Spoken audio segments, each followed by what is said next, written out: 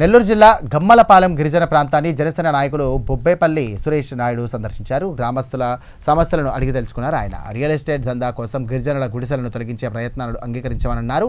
ఇక గిరిజనులకు మౌలిక సదుపాయాలు కల్పిస్తామంటూ కూడా తెలియజేశారు.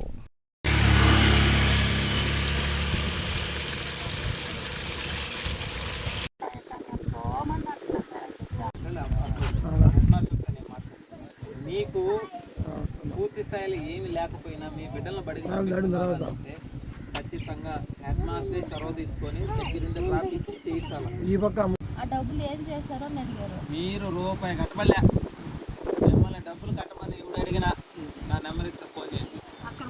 నేను మాత్రం మీకు ఇచ్చాను కదా, 2 పనులు చేయిస్తా. దారికి కాలం మీద సదరంగా చేయిస్తా. ఆ కంపంతా తొలగించేసి ఏర్పాటు చేస్తా. 4 సోలార్ లైట్లు వేపిస్తా. రెండోది మిగిలిన వాళ్ళకి, ఆ 3 వాళ్ళకి ఆధార్ కార్డులు, రేషన్ కార్డులు రాయిస్తా. మిగిలిన వాళ్ళకి ఇల్లు అప్లై చేసుకున్న వాళ్ళకి వాళ్ళ పేర్లు అవన్నీ తీసుకొని వాళ్ళకి ఒక మన సచివాలయంలో ఇల్లు వచ్చేటట్టు అప్లై చేస్తా. సరేనా?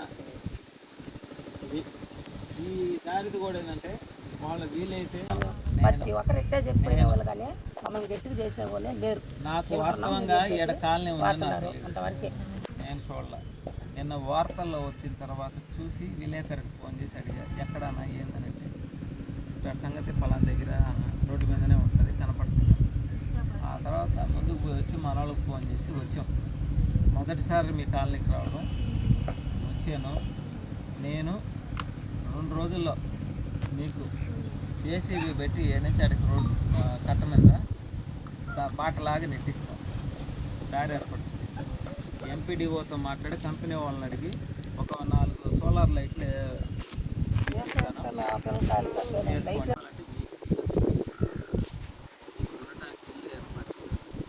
లేకుండా ఊరికి లేపేసి తరివేసినట్టు వాళ్ళు మిమ్మల్ని తరివేయాల్సి వస్తే నేను వచ్చుకోవాలి అర్థం కొనుక్కుంటున్నాను.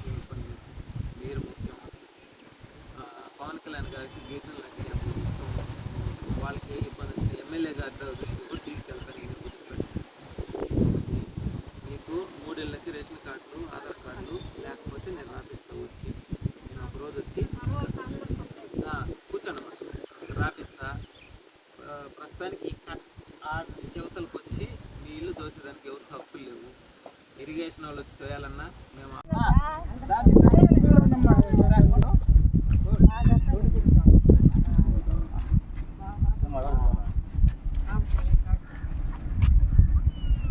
పిల్లలు మెచ్చుకుంటున్నా. తల్లి స్కూల్ పోతున్నావా? బాగా చదువుకోవాలి. నువ్వా ఏమవుతావు? కలెక్టర్ అవుతా? నువ్వు కలెక్టర్ అయితే అప్పుడు మేమందరం వచ్చి ఆఫీస్కి నిలబడమ్మా, నేను చిన్నప్పుడు మేము చూసాం పలానా దగ్గర చెప్పాలా? Okay, good.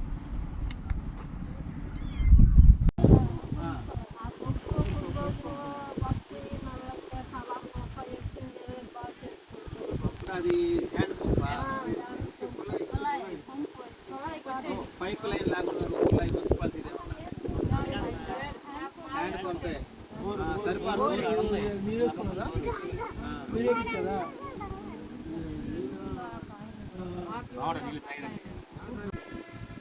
అందరికీ నమస్కారం.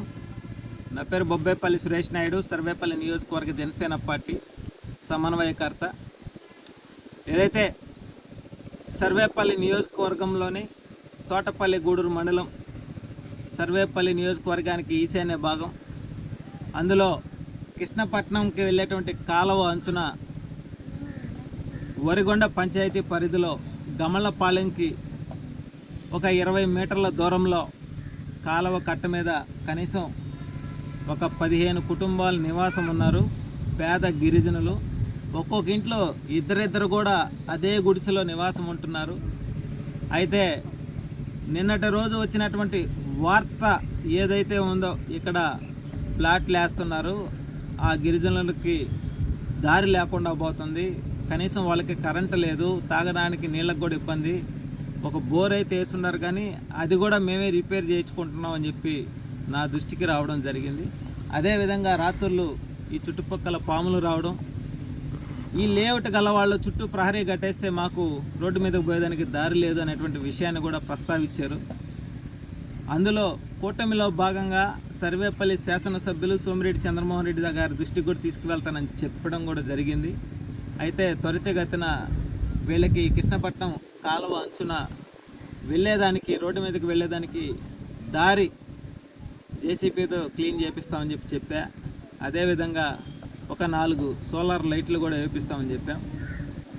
ఎవరికైతే ఇల్లు లేవో వాళ్ళందరికీ కూడా ఈ కాలువ కట్ట మీద నివాసం ఉండడానికి మాకు అనుకూలంగా ఉంది. మాకు శాశ్వతమైన ఇల్లు కట్టిస్తే మా కాలనీ బాగుంటుంది, మేము ఇక్కడే ఉంటాం, ఈ చుట్టుపక్కల పని చేసుకుంటా ఇక్కడ అలవాటు పడున్నాం అనేటువంటి విషయాన్ని కూడా ప్రస్తావించారు.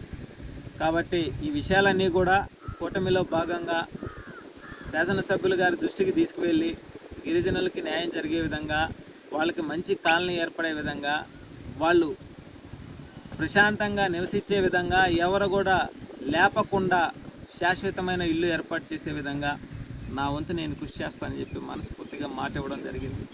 ఈ సర్వేపల్లి నియోజకవర్గంలో 117 పంచాయతీల్లో ఎక్కడైతే అట్టడుగున ఉన్నటువంటి సొంత ఇల్లు కూడా లేకుండా, రేషన్ కార్డు లేకుండా, ఆధార్ కార్డులు లేకుండా అల్లాడిపోయినటువంటి గిరిజనులందరికీ కూడా కూటమి ప్రభుత్వంలో మనం చేయగలిగినంత వరకు చేసుకుంటూ ముందుకు వెళ్తున్నాం. అదేవిధంగా ఒక 3000 చిల్లర రేషన్ కార్డులు, ఆధార్ కార్డులు కూడా గిరిజనులకి సర్వేపల్లి శాసనసభ్యులు ప్రత్యేకమైనటువంటి దృష్టి పెట్టి ఆధార్ కార్డులు కూడా ఇప్పించడం జరిగింది. గత ప్రభుత్వంలో ఎవరు కూడా పట్టించుకోవాలా, గాలికి వదిలేసి వాళ్ళ పరిస్థితిని, వాళ్ళ యొక్క స్థితిగతులను అడిగి తెలుసుకున్న పరిస్థితి కూడా లేదు. కానీ ఇక్కడ ఒక కాలనీ ఉంది, ఇక్కడ ఒక 15 కుటుంబాలు నివాసం ఉంటున్నాయనేటువంటి విషయం నాకు కూడా నిన్నటి రోజే తెలిసింది. ఇక్కడ ఒక కాలనీ లాగా కట్ట మీద నివాసం ఉంటున్నారని. సర్వేపల్లి నియోజకవర్గంలో ఎక్కడ గిరిజనులు ఉన్నాయి, వాళ్ళకి ఏదైనా సమస్య ఉంది అని అంటే వెళ్ళి అడిగి తెలుసుకొని నా వంతు నేను చేయగలిగినది చేసుకుంటూ, నా శక్తికి మించితే ప్రభుత్వ అధికారులకు తెలియజేసి చేపించే విధంగా అడుగులు ముందుకు వేస్తున్నాం. అదే దృక్పథంతో మా సర్వేపల్లి నియోజకవర్గంలో నెల్లూరు జిల్లాలోని 2వ స్థానంలో ఎక్కువ శాతం ఉన్నటువంటి పేద గిరిజనులు ఎక్కువ మంది ఉన్నారు. వాళ్ళందరూ కూడా బాగుండాలా, వాళ్ళు సమాజంలో వాళ్ళ బిడ్డలు చదువుకోవాలా, వాళ్ళు కూడా ఉన్నత స్థాయికి పోవాలా, ఎవరికి వాళ్ళు తక్కువ కాకూడదు, వాళ్ళకి శాశ్వతమైన ఇల్లు ఉండాలా అనేటువంటి సంకల్పంతో ముందుకు వెళ్తున్నాం. మా అధినేత పవన్ కళ్యాణ్ గారు కూడా రెల్లి కులాన్ని ఆయన స్వీకరించి ఏదైతే గిరిజన తాండాల్లో రోడ్లు లేక అంధకారంలో ఉన్నటువంటి గ్రామాలన్నిటికి కూడా రోడ్లు నిర్మాణం చేయడం కానీ, వాళ్ళ బిడ్డలను చదివించడం కానీ, వాళ్ళకి లైట్లు వేపించడం కానీ, వాళ్ళకి శాశ్వతమైన ఇల్లు నిర్మాణం చేయించడంలో కానీ ఆయన ఒక సంకల్ప దీక్షతో చేయడం జరిగింది. అదే సంకల్పంతో గ్రామ పంచాయతీలు, పంచాయతీ రాజ్ శాఖ మంత్రి కాబట్టి ఆయన ఆదేశాల మేరకు మా నియోజకవర్గంలో కూడా ఎక్కడెక్కడైతే అట్టడుగున ఉన్న గిరిజనులు ఉన్నారో వాళ్ళ దగ్గరికి వెళ్ళి స్థితిగతులు అడిగి తెలుసుకొని వాళ్ళ కాలనీలన్నింటినీ కూడా అభివృద్ధి చేసే విధంగా మా వంతు మేము కృషి చేస్తామని చెప్పి మనస్ఫూర్తిగా తెలియజేస్తూ ఉన్నాయి.